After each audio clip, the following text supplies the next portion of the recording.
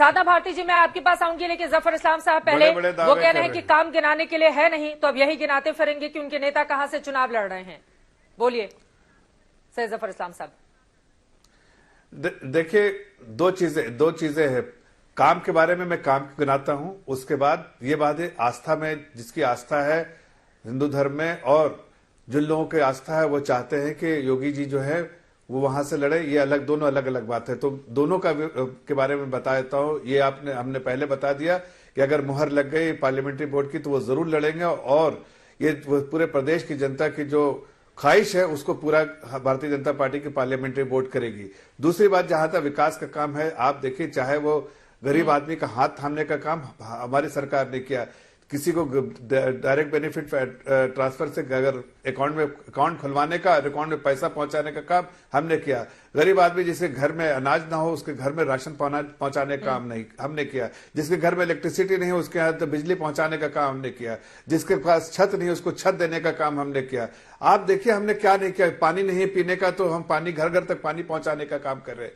सड़क नहीं है तो घर गांव तक सड़क बनाने का काम कर रहे हैं, और साथ साथ तेजी से प्रदेश को विकास का रास्ता ला रहे हैं, ताकि जो वहां गुंडागर्दी की सरकार थी, अब लॉ एंड ऑर्डर जो है बिल्कुल कंट्रोल में है और एक आम नागरिक सुरक्षित महसूस करता है। इसलिए वहां पर निवेश भी हो रहा है, विकास भी हो रहा है। इसलिए आज आप देखिए ईज ऑफ डूइंग बिजनेस पे प्रदेश का नंबर कहाँ 17-18 नंबर से 2 नंबर पे पहुंच गया, और जो बाहर निवेशक जो है निवेश भी कर रहे हैं, उससे सब एक ही समझ में आता है कि प्रदेश की सरकार से लोग खुश हैं और निवेशक भी खुश है, और तेजी से जो डेवलपमेंट हो रहा है, विकास हो रहा है, उससे आम नागरिक, गरीब नागरिक जो है उससे फायदा। और भी सवाल हैं आपसे आगे मैं पूछूंगी, ठीक है, मैं समझ गया आपकी बात। साधना भारती जी हमारे साथ कांग्रेस पार्टी की प्रवक्ता जुड़ी हुई हैं। आज कांग्रेस पार्टी ने अपनी सूची भी जारी कर दी है, 50 महिलाओं को टिकट दिया गया है। साधना भारती जी, मेरा सीधा सा सवाल है, अयोध्या मुख्यमंत्री योगी आदित्यनाथ जिस तरह से गए हैं और वहां पर ताबड़तोड़ विकास के कामकाज हुए हैं, यकीनन उसका असर तो पड़ेगा ही ना, क्योंकि हिंदुत्व को लेकर भी और विकास को लेकर भी एक बड़ा मैसेज बीजेपी वहां से उस जमीन से देना चाहती है। और बाकी नेता एक ऐसे दौर में जब अयोध्या जाने से बड़े बड़े नेता डरते रहे हैं, या फिर आपके ही नेता वो अयोध्या जाते थे रामलला के दर्शन के लिए, बहुत कम लोग पहुंचे, लेकिन हनुमानगढ़ी के दर्शन करके वापस लौट आते थे, तो उसका असर तो पड़ेगा उत्तर प्रदेश के। इस बात से सहमत हैं आप जो जफर इस्लाम बोल रहे हैं? नहीं, मैं बिल्कुल सहमत नहीं हूँ आदरणीय चित्रा दी। देखिए, सब जानते हैं कि चुनाव आते ही भाजपा में जाति और धर्म को धंधा बनाने के सब प्रबंध हो जाते हैं, और सत्ता की खुरचन चाटने के लिए भाजपा में तो कुछ नेवलों के भी सांपों से संबंध हो जाते हैं। तो ये तो सबने देखा है। अब राम नाम की लूट है, लूट सके तो लूट, अंतकाल पछताएगा जब प्राण जाएंगे छूट। लेकिन भाजपा ने इस दोहे को कुछ ऐसे ले लिया कि राम के नाम पर तो खूब लूटा जनता को, आस्थाओं की भावनाओं को खूब भड़काया जनता की। अब सीधा सवाल मेरा भाजपा के प्रवक्ता से है, अपने समय में वो जरूर जवाब दे, ये बता दें कि राम के नाम पर कितनी लूट उन्होंने की। चंदा चंपत घोटाला हुआ, मिनटों में 2 लाख की जमीन 2 करोड़ में बेच दी गई। ऐसी जमीनें बेच दी गई जो निजी नहीं थी, सरकारी थी, FIR तक दर्ज हुई वहां पर।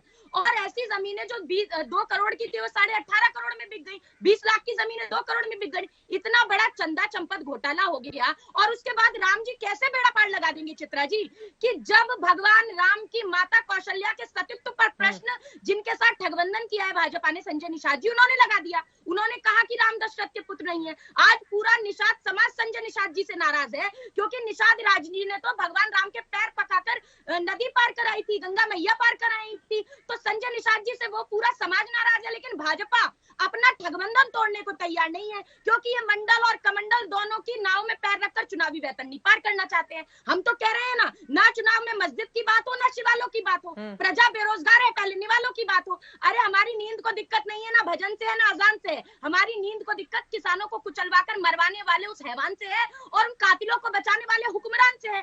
तो हम तो इस पर जवाब मांग रहे हैं कि बेरोजगारी है, महंगाई है, महिलाओं के साथ उत्पीड़न इतना हुआ।